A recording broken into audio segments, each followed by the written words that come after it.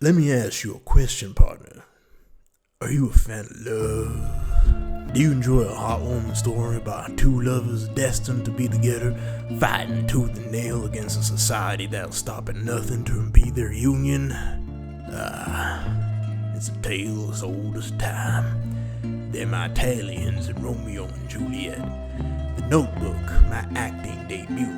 Brokeback Mountain and hell, even to Django. That ornery gun-slinging, rootin'-tootin', cotton-picking. Well, if that's your cup of tea, then good God almighty. What I'm about to show you is about to piss you the fuck off. Today we're talking about a book by an author whose name I am not going to mention because I am well aware that the internet does not know how to behave and derives absolute joy from making people's lives cool and nice. And by cool, I mean fucking, and by nice, I mean awful. The book in question is called Torn, and the subject matter is questionable at best and exceedingly fucking questionable at worst. To give you a little taste of what's to come, horrible choice of words by the way, please keep them in mind, I'm gonna throw some funny looking numbers on the screen. Now, you might be asking yourself, what's so funny about these numbers? And I will reply, age difference. Funny ass age gap we've got going on here, but hey, at the end of the day, a lang ting is a lang ting regardless still, as long as she's legally allowed to vote. And what two consenting adults do in their free time is, quite frankly, none of my fucking business. However, with that being said, I'm gonna throw another set of funny numbers on the screen. Now, you might be asking yourself, what's so funny about these numbers? And again, I will reply, age difference. I regret to inform you that we indeed do live in a society because this is what this book is about. But let's take a peek into the back of the book, the intellectuals trailer, just for the culture. When I was 5 years old, I told Torrin Grace we were going to be married someday. You know what, I gotta admit, it kind of starts off cute at first, because who among us hasn't had a crush at that age, It's that goo-goo gaga mentality. Let's go. What can we say? We were young. However, he'd been my closest friend, my protector, and my rock since the day I was born.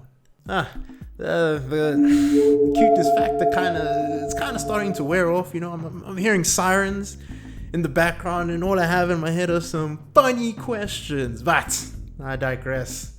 Let's press on. Because not only am I 18 and 15 years younger than him, and I'm going to stop you right there because, hey man, what the fuck did you just say? Honey, you're a victim. Oh, for the sake of context, our boy Torrin, or Torn for short, sick name by the way, is friends with Ember and Asher. Again, sick names by the way. Now Torn wanted to fuck Ember, but Asher beat him to it. And clearly, it looks like whatever Ember's walls are made out of must have been the same material that housed the sword of Excalibur. And as we can see, Asher is a few letters short of Arthur. So, because the American healthcare system is a fucking joke, out pops out baby Kenzie. And this is what Torn had to say about the birth of his best friend's daughter. A joyous occasion that should be celebrated by all. But my nigga Torn, he celebrated a bit too much for my liking. I kick back the pang that hits my stomach.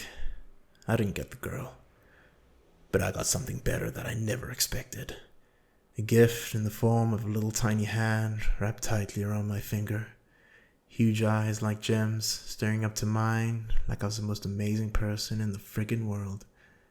And the first glimpse of what I could already tell was going to be a heart-stopping smile. At that moment, a connection was born. That was it. She owned me. My niece. My goddaughter. The love of my life. Now, don't correct me if I'm wrong,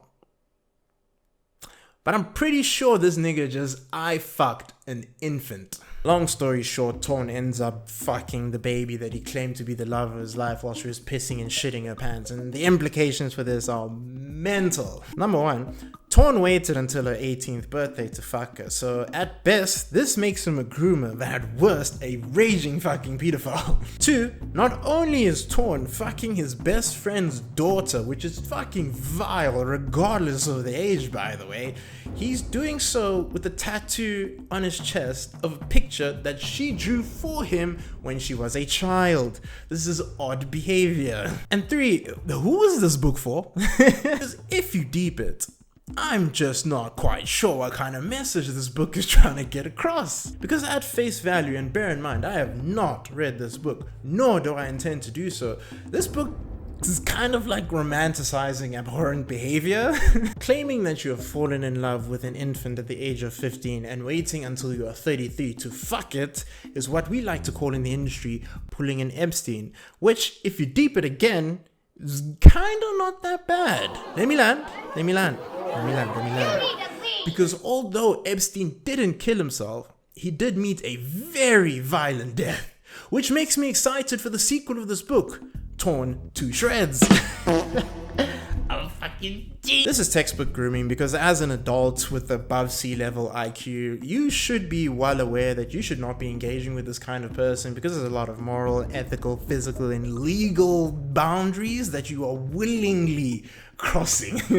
But I'm not going to deep it because this is fiction. None of this is real, nor is it based on a true story. I pray to God it's not based on a true story. I pray to God this is not based on a true story. I just think it's a little goofy and I wanted to make fun of the concept. No harm, no foul. She's a bestseller. Go get your bag. ?